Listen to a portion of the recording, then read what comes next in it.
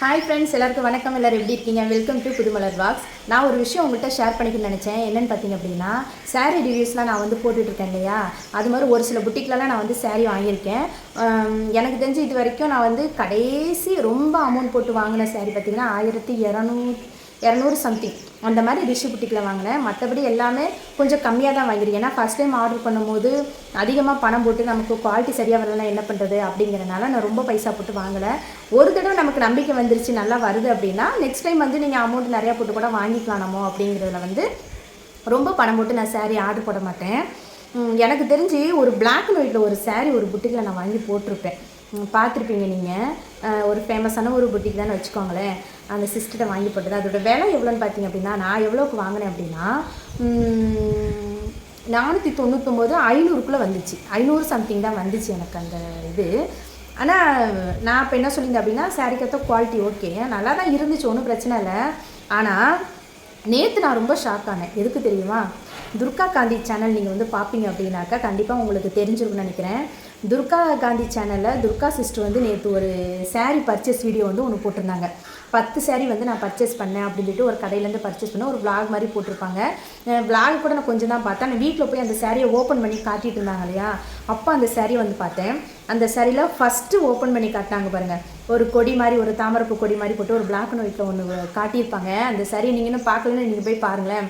அந்த சாரியோட விலையை கேட்டோன்னு எனக்கு அப்படியே ரொம்ப ஷாக் ஆகிடுச்சு, நெஞ்சே வெடிச்சு போச்சு. அப்படி அந்த சாரீ விலை எவ்வளோ தெரியுமா? 199 ரூபா தாங்க அந்த சாரியோட விலை. வெறும் 199 தான். 200 அந்த சேலை. ஆனால் நம்ம அந்த புட்டிக்னு வச்சு நடத்துகிற எல்லாத்தையுமே இப்போ எவ்வளோ லாபம் வச்சு விற்கிறாங்கன்னு நீங்கள் பாருங்களேன். 199 200 சேலையை நான் 500 கொடுத்து நான் வாங்கியிருக்கேன்னு வச்சுக்கோங்க. அப்போ அவ்வளோ லாபம் வச்சு விற்க தான் செய்கிறாங்க. நம்ம தான் வந்து தெரியாமல் நல்லா இருக்குது அப்படி இப்படின்னு சொல்லிட்டு ஆர்டர் பண்ணிடுறோம்.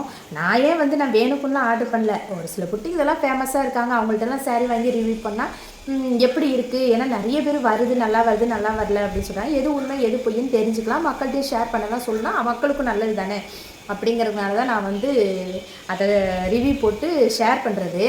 ஆனால் வந்து நேற்று துர்கா காந்தி சேனலில் பார்த்தா எனக்கு நெஞ்சை வெடிச்சு போச்சு. கடவுளே, இப்போ கடையில் போய் எடுத்தோம்னா நம்ம வெறும் 200 ரூபாய்க்கு இந்த சேலையை எடுத்துருக்கலாம். அவங்களும் ஒரு கடையிலேருந்து தான் வாங்கியிருக்காங்க. 200 ரூபா தான் அந்த சேலை. அந்த சேலை மட்டும் இல்லை, ஒரு சேலை மட்டும்தான் அவங்க 300 ரூபாய் ஏதோ 500 ரூபாய் ஏதோ சொன்ன மாதிரி இருந்துச்சுன்னு நினைக்கிறேன். மற்றபடி எல்லா சேரீயுமே அவங்க சாரீ வாங்கினது ஃபுல்லாக 200 ரூபா தான், 199 ரூபா தான். சாரீ ரொம்ப எல்லாமே அழகாக இருந்துச்சு. அதே மாதிரி இன்னொரு சாரீ ஒன்று கோலம் மாடல் போட்ட கோலம் மாதிரி போட்டிருப்பாங்க சாரீ ஃபுல்லாக. அந்த சாரியுமே 199 ரூபா தான், ரெட் கலரு.